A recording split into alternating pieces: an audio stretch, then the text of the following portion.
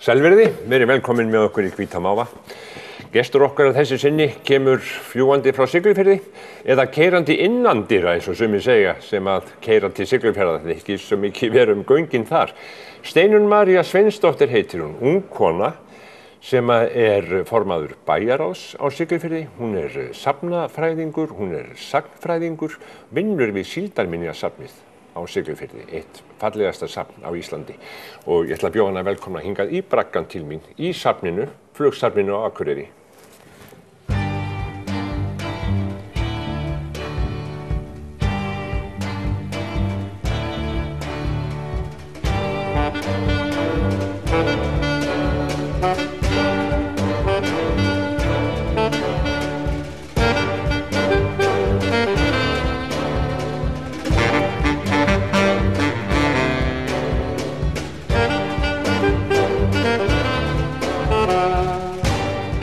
Steinunn María, velkomin. Kæra, þakki fyrir að bjóða mér. Við erum í eins peysum. Það mætti halda við hringt okkur saman í morgun. Hvað hafa Héðinsfjarðargöngin gert fyrir Sigló? Þau hafa breytt öllu í rauninni. Þau hafa bara fært nýtt líf í staðinn. Og við, með þeim þá held ég við höfum getað að fara að horfa svona bjartari augum til framtíðar.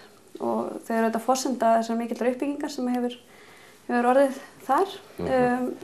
Róbert hefur auðvitað talað það sjálfur, Róbert Guðmundsson, sem hefur nú staðið fyrir megnun af þessari uppbyggingu. Hann hefur ekki farið í þetta ef Héðinsfjarðargöngin hefði ekki komið.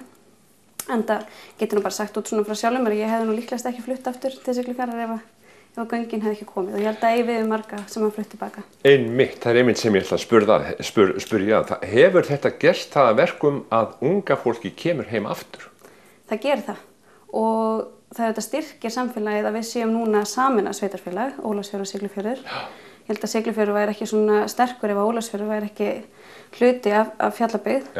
Og þegar ég held að aðkomi fólkið eða þeir sem flytja tilbaka að það auðveldur oft með að sjá þetta sem eina heild, heldur en fólki sem kannski bjó á staðnum áður en göngin komu. Nú það svoleiðis, því það náttúrulega hlýtur að vera dálítið þegar menn búa svona sitt hvorum megin við stóran fjallgarða og dálítið erfitt að komast að milli að áætla þetta svona sem eina heild.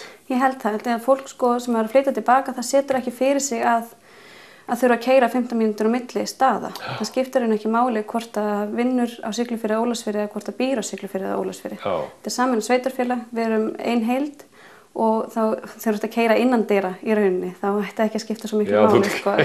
Eitthvað innandyra. Það skiptir í rauninni ekkert svo miklu máli. Veðrið hamlar ekki svo miklu hjá okkur. Hvað ertu lengi að skutlast frá Sigló hingað til Akureyrar? Klukkutíma, ef ég geri löglega. En hvað ertu fljót? 45? Nei, ég yfirleitt svona tæpan klukkutíma að keyra. Það ekkert meira en það? Það ekki meira en það. Hvað er þetta langt í kilómetrum?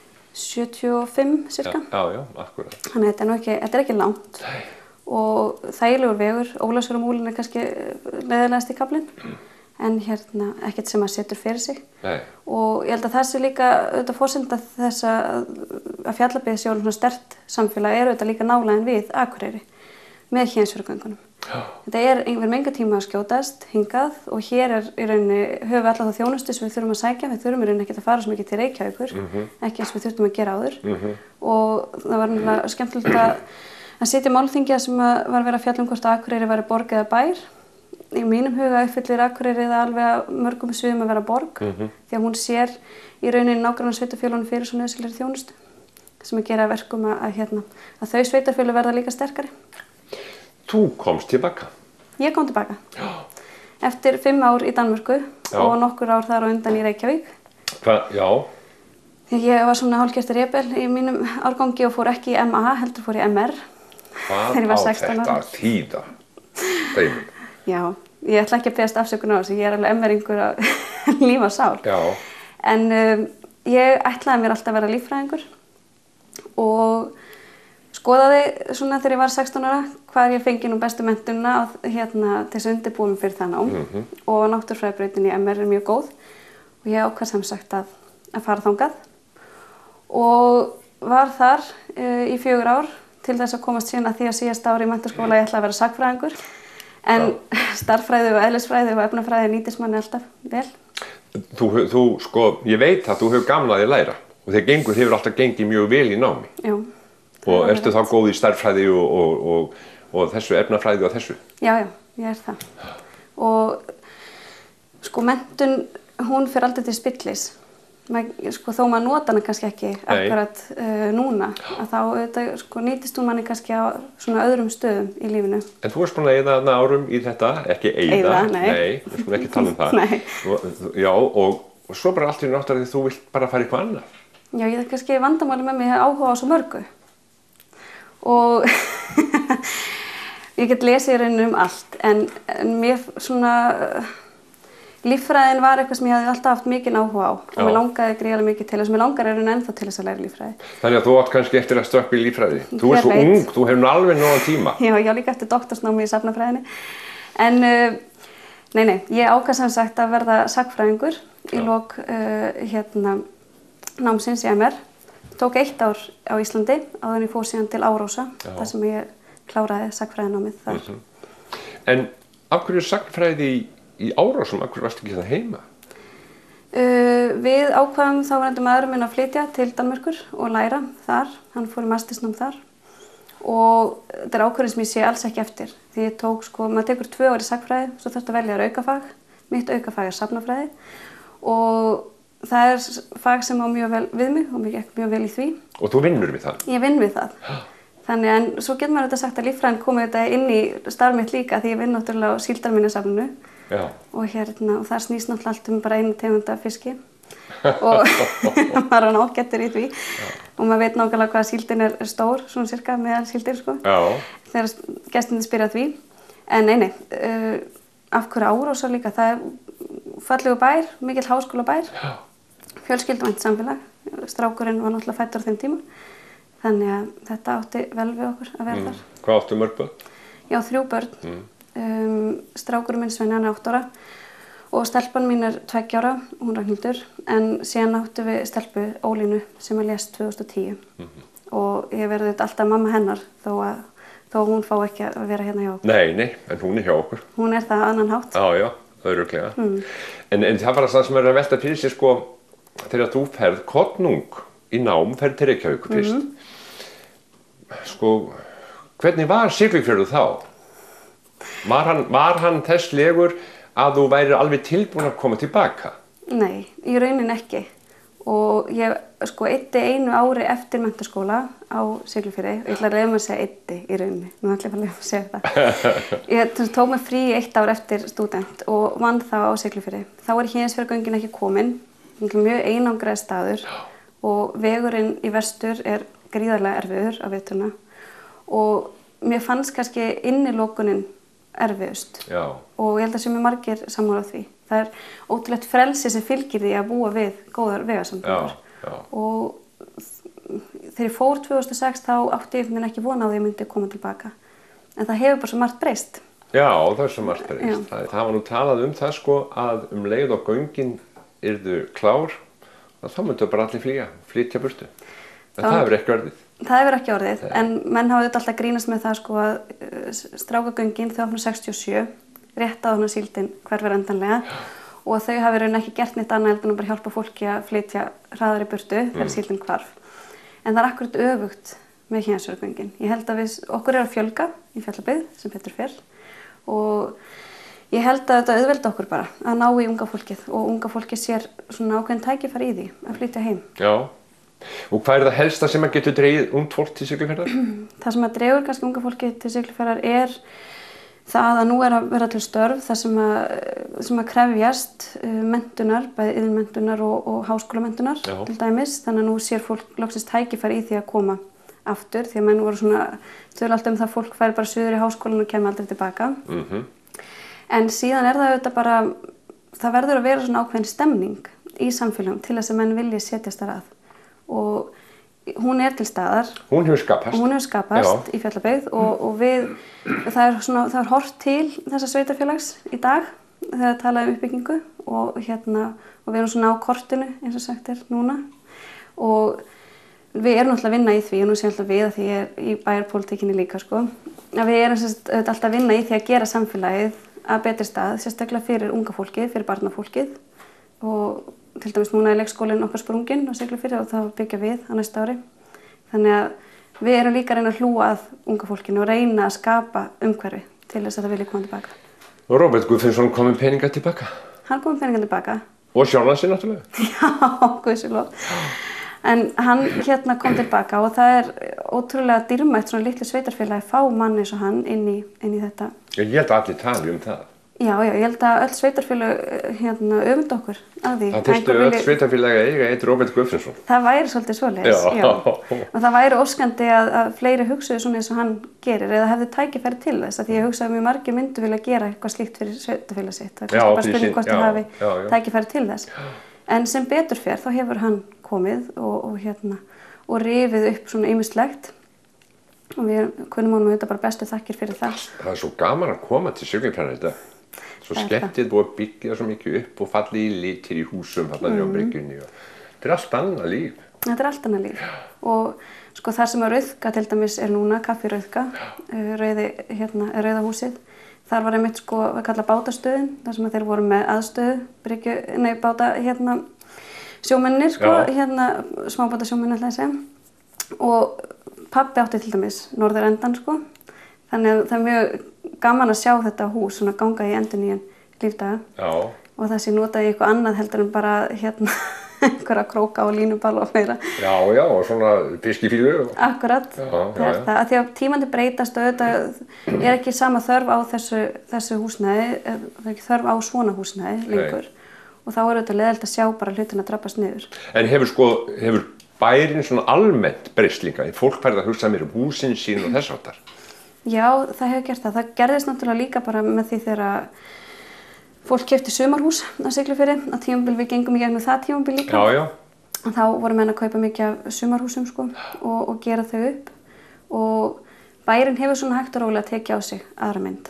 En núna held ég að það sé samt orðið algengara og að menn svona hlúi vel að húsunum sínum og görðunum. Það vill enginn eiga ljótasta húsi. Á Siglufirði. Steinunn María, þú vinnur í einu flottasta safni á Íslandi. Við getum verið sammála það. Síldarminjasafninu. Já. Það er alveg óskaplega gaman að koma þar. Þetta hefur tekið tíma, náttúrulega. Þetta hefur tekið sinn tíma. Já. Og ég var 4 ára þegar þeir byrjuðu á þessu, 1989, að laga Róaldsbrekkan, Rauða húsið. En hef síðan 10 árum seinna þá byrjaði ég að vinna á safninu, 1999. Og hef svona farið í gegnum þetta allt með þeim, svona miklum hluta sko. Þegar ég byrja að vinna þá erum við að byrja að byggja Gránu, verksmiðjuhúsið. Já. Og þetta verður mjög hröð uppbygging. Við kannski byrjum svolítið á vitlausum enda á Síldarminjasafninu. Við erum svona björgunarstarfsemi og svo bara byggðu hús og það er komið öllu á sýningu og allt það. Svo verðum við núna að vinna upp faglega þáttinn, svona bak á tjöldin. Já, eins og þú veist, það er það sem tekur mesta tíman. Já, er ekki aðalatriðarinn að koma upp einhverju sem er áhugavert fyrir fólk og almenning? Jú, það er nefnilega málið. Hitt kemur sér. Sagan? Já. Svo verður vinnslan að vera á eftir, skráningar og þess aftar, er það ekki rétt? Jú, sko, þeir ætluðu samt að byrja. Þeir byrjuðu í rauninni á réttum enda samt upphaflega, 77 þegar bærinn kaupir Róaldsbrekkan og ætlar að gera hann á safni. Þá ráða þeir sagnfræðing sem vinnur í 2 ár. Og það hefnaðist ekki að opna safnið þá sko, menn hann var að vinna þar, en hann vann svo ótrúlega mikla og mikilvæga vinnu að skrá og safna ótrúlega miklum fjölda. Já. En sko, varðandi til dæmis Síldarminjasafnið, það er fín aðsókn og allt það, hverjir eru sko helstu safngestir? Er það fólki sem var í síldinni í gamla daga eða hvaða fólk er það sem helst vill koma? Það er helst útlendingar núna og ég held að við séum hvort við sem búin að bara metta þennan íslenska markað að miklu leyti. 75% gestu okkar yfir sumari séu útlendingar. Og sko, ég hugsa oft það þegar við erum að markaðssetja safnið og það stendur sko The Herring Era Museum að þá hljómar þetta kannski ekkert voðalega spennandi. Nei. Og þegar gestirnir koma og þeir eru búin að sjá þetta að þá kemur alltaf þetta, vá, þetta er ekki það sem ég átti von á. Sérstaklega þeir sem kom í hópum. Já. Hinir náttúrulega eru búin að stúdera þetta alltaf sko, TripAdvisor og öllu því sko, sem koma á eigin vegum. En það er ótrúlega mikill fjöldi sem kemur líka á eigin vegum og okkur er að takast að markaðssetja þetta vel. Síðan höfum við líka verið að fá mikið á skólahópum sem betur fer. Því að þetta stór hluti af sögu okkar Íslendinga og má ekki gleymast. Og þessi hluti hefur kannski ekkert fengið svona ekkert rosalega stóran sess í sögukennslu. Finnst mér alltaf persónulega. Þetta var bara síld og mennurinn í síld og hún var seld og það komu peningar og þetta var bara svona sjálfsagt. Akkurat.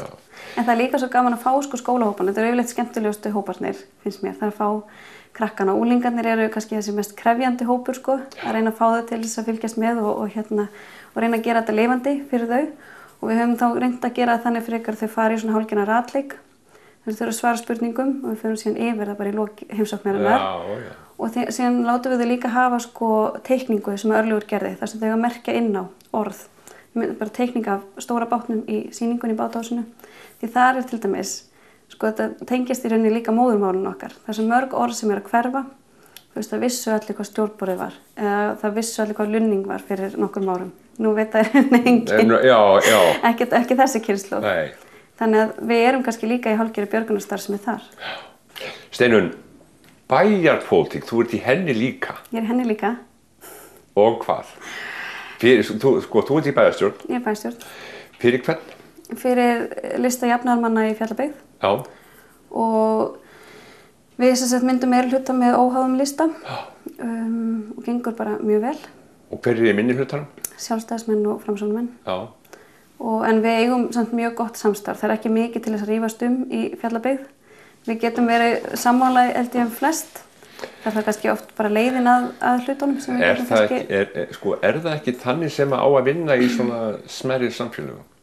Það á að gera það. Og ég hef bara ekki gaman að því að rífast fólk. Mér finnst miklu skemmtilega bara að sitja og eiga góð samskipti við aðra og geta hlegið með þeim og loki fundunum bara á góðum nótum. Já. Og ég held að það takist nú yfirleitt. En það er náttúrulega í mál sem að hljóta náttúrulega samt að vera einhverja ágreiningur um. Já, það er auðvitað alltaf.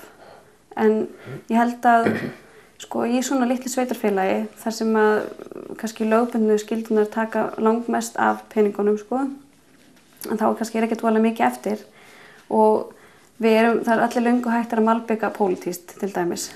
Þannig að við erum ekkert að rífast um það í rauninni. En auðvitað eru svona einhver áhersluatriði sem menn vilja koma að. Mér dettur í hug flugvöllurinn. Já. Af hverju er búið að fara svona með flugvöll? Þú eru bara að spyrja viniðina í Savia að því. Hann er náttúrulega ekki á forræði Fjallabyggðar. Nei. Og nú er náttúrulega búið merkjan bara með 3 stórum exum. Bannað að lenda. Og það er auðvitað bara skömm að því í rauninni hvernig þessi mannvirki sem að þessi opinbera stofnun, þetta opinbera hlutafélag hefur hvernig þær líta út, hvernig byggingarnar líta út. Maður getur nánast bara að pota puttanum í gegnum vegginn á gömlu flugstöðinni. Því miður. En þetta er þá í rauninni, þetta er búið, eða hvað? Skulum sjá til. Það er alltaf einhver áhugi hjá öðrum að fá að nota hann. Já. En ekkert sem hefur borist formlega til okkar í bænum. Og ég er náttúrulega bara að reyna með Gunnar Birgisson bæjarstjórann minni að reyna að redda þessum málum fyrir okkur. Samskipti við Ísafjörð. Er þá sagt núna að það er gott að búa á Siglufirði? Gott að búa í Fjallabyggð. Fjallabyggð. Já, hann er að sjálfsögðu. Fjallabyggð er nú fallegt nafn. Fjallabyggðin var mjög fallegt nafn. Já. Og það var svo skemmtilega til að ég satt í nefndinni 2006. Var ég fengin til að sitja í nefndinni það hvað bærin ætti að heita. Og við áttum að reyna að finna það var sendar inn tillögur og við áttum að velja úr og svo var kosið á endanum þetta. En ég skildi þessu sem aldrei af hverju var verið að búa til einhverja nefnd þetta því það eru þvílíkar reglur og við gátum í rauninni mjög lítið gert. Þetta verður að heita byggð og þetta verður að vera lýsandi og fyrir staðinn en við vildum að þetta myndi heita Norðurbyggð. Já. Það kom ein hugmynd það og ég held að mönnum hafa lítist ágætlega það en þá fannst örnefnanefnd það ekki vera nógu lýsandi fyrir svæðið. Þannig það var ekki. En ég er mjög ánægð með nafni Fjallabyggð. Fjallabyggð, fínt. Hefði þetta ekki tengst Tröllaskaga nafninu? Já, það kom til að Tröllaskagabyggð. Það er mjög óþjált. Það er óþjált, það er langt og óþjált, já. Þú getur ímyndað þér ef Gunnar Birgisson þyrfti að segja að það er gott að búa í Tröllaskagabyggð. Það myndi ekki hljóma mjög vel. Þetta eru mörg atkvæði. Þetta eru mörg atkvæði. Já. Ertu pólitísk? Ég er það. Hvaðan kemur það? Það kemur frá foreldrum mínum. Og sem eru? Sem eru Sveinn Björnsson, verkstjóri og eigandi skipaaksturslunar á Siglufirði og svo Guðný Guðmundsdóttir, líka fyrrverandi verkstjóri. Hún var verkstjóri í frystihúsinu á Siglufirði þar til að henni var kippt út úr lífinu. Þannig fekk heilablæðingu 33 ára. En þau eru mjög pólitísk, sérstaklega Karl faðir minn. Sem að... Ég heyri stundum í honum í útvarpinu. Já, þjóðarsálin svona þáttur sem var hannaður fyrir mann eins og hann á sinni tíma. Og maður heyrir oft í honum í Reykjavík síðdegis að poppar hann alltaf í einu uppfallin í útvarpinu. Já. En hann maður sem að lætur þessi málin varða og hann talar bara hreint og beint og ég ger það svo sem líka. Ég vanda mig til dæmis mjög mikið, líka núna, að blóta ekki. Það? Þú mátt alveg með blóta. Ég ætla að segja blóta anskoti mikið. Ég geri það. En, og ég var fegin þegar við byggum í Danmörku og það skildi enginn það sem að sonur minn sagði þegar hann var byrjað að læra blóta. Það var mjög fínt.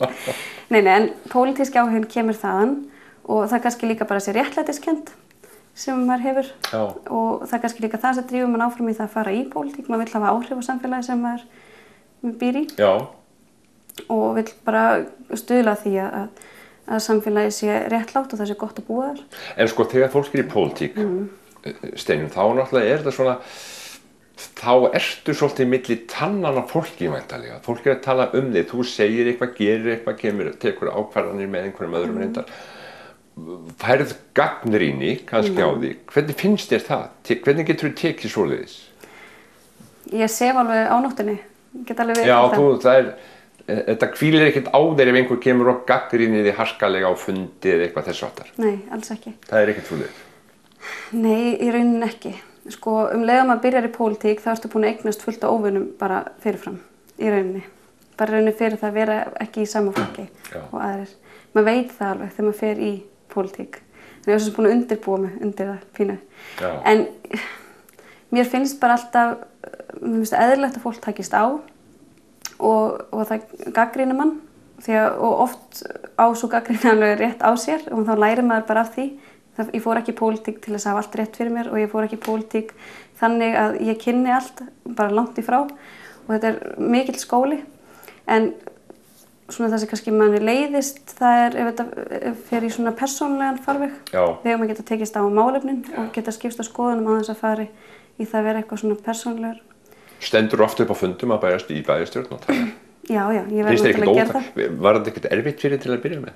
Að standa upp og tala? Já. Nei, ég er búin að standa upp og tala svo oft, sérstaklega í vinninni og það hefur alltaf átt vel við mig að tala við fólk og ég er mjög fljót að kynnast fólki og er svona, á auðvelt með þetta. Þetta er kannski það auðveldasta fyrir mig, það er að eiga samskipti við fólk. Já, er það? Já. Það er svolítið skemmtilegt. Auðvitað þarf fólk að vera svoleiðis ef það ætlar að vera í einhverju svona opinberu. Já, og kannski finnst fólki stundum einum of. Ég tala auðvitað rosalega mikið, ég hlæ rosalega mikið og mér finnst bara gaman á lífinu og mér finnst fólk skemmtilegt. Ertu lífsglöð? Já, ég er það. Já, það er misjafnt. Það er misjafnt. Auðvitað er maður lent í ýmsu en það er líka ákvörðun að vera hamingjusöm. En það er nú eitthvað annað. Það hefur verið talað um það að það sé gáfumerki að vera þungur. Já, var það ekki bara einhver sem var þungur sem sagði það? Já, örugglega. Já, ég held það. Já, hvað sérðu fyrir Siglufjörð í framtíðin næstu 10, 15, 20 árum? Þú ert svo unga, þú er orðin bæjarstjóri eftir nokkur ár. Jesús minn, sonur minn segir slaka svo til eftir 3 ár þegar ég verið að hætta í pólitík. Sjáum hvernig það fer. En allavega þá sé ég sé staðinn fyrir mér bara ennþá betur en hann er í dag, í rauninni. Því að við höfum allt til alls til þess að byggja okkur enn frekar upp og ég vona svo sannarlega að næsta bæjarstjórn, sama hvernig hún verður skipuð, að hún haldi áfram að vinna að því, að byggja upp þessa flottu staði sem eru þarna. Komstu með eitthvað svona til að sýna mér? Komum með eitthvað. Þú baðst mér að taka einhvern hlut sem hefði fyllt mér eða verið mér dýrmætur. Og ég held að koma engum á óvart sem horfir á þetta, að ég skildi taka með mér bók. Ég er mikill lestarhestur. Í föðurfjölskyldunni erum við algjörlega háð bókum og þetta er bara eitthvað í genunum og ég lærði að lesa þegar ég var 4 ára. Á hvolfi. Á hvolfi? Þegar ég var að kenna bróðum mínum hinum megin við eldhúsborðið að læra að lesa. Sastu þá hinum megin? Já, meðan mamma var að kenna honum, það lærði ég. Og þessi bók sem ég tók með er bók sem pabbi gaf mér og er mér ótrúlega dýrmæt. Því þetta er kannski einn dýrmætasta gjöfheldi sem hægt er að gefa börnum. Það er áhugin á bókum og lestri. Og hún er gefin út 87. Ég læri að lesa 89 og við erum greinilega flutt sko á æskuheimilinu mitt. Við fluttum þangað 89 þannig að ég ekki fengi hana svona 4-5 ára. Og pabbi hefur sem sagt skrifað nafnið mitt í hana. Og heimilisfangið og símanúmerið. Það er greinlegt að hún átti ekki að týnast bókin. Og hún er orðin mjög léleg. Og nokkrar blaðsíður lausar í henni. Heitir sérst mömmusögur, þetta er 366 sögur. 366 eina dag? Já, fyrir hlaupári líka. Maður átti ekki að missa úr dag þó það væri hlaupár. Já, þetta er svona lítil stutt saga fyrir hvern dag. En hvað er skemmtilegt. Og ertu búin að lesa hana oft? Greinilega, eins og sé, hún er mjög léleg. Já. En bækur eru bara órjúanlegur hluti af lífið mínu og ég get ekki ímyndað mér líf mitt og ég get ekki ímyndað mér heimil mitt án bóka. Það er ekkert heimilslegra heldur en bækur upp í hillu. Fyrir daginn í dag, þá er saga um Heiðu. Ok. Já. Þetta er náttúrulega alveg yndislegt, en fá börnin að leika með hana? Nei, ég reyna að sannfæra sjálfa mig að ég sé búin að koma til þeirra, en hún er mjög hátt upp í hillu. Þú passar það? Ég passar það, ég sé ekkert að lesa ná mikið. En ég tek hana stundum fram og lesa hana fyrir þau. Já. Og hún er mér ótrúlega dýrmæt, þessi bók. Já, ég trúi því. Steinunn María, gaman að spjalla við þig. Spjörnaði mikið Siglufjörð. Já. Sem er mjög eðlilegt. Það er það, ég er Siglfirðingur. Þú ert Siglfirðingur. Er þetta mjög bjart framundan? Það er mjög bjart framundan. Og ég held að það er auðvitað bara við sjálf sem við sköpum samfélagið sem við búum í. Og ef við sjálf erum ekki bjartsýn, þá verður ekki neitt úr neinu. Þannig að við þurfum að nýta þennan kraft sem bara býr innra með okkur til þess að vinna því að gera samfélagið betra. Og fólkið í Fjallabyggð er alveg þannig fólk að við eigum að geta byggt upp til framtíðar. Sér hver draumur lifir aðeins eina nótt. Sér hver aldarísinn hnígur jafnan skjótt. Hverju orði fylgir þögn og þögnin hverfur allt of fljótt. En þó að augnablikið aldrei fyllir stund, skaltu eiga við það mikilvægan fund. Því að tár sem þerrað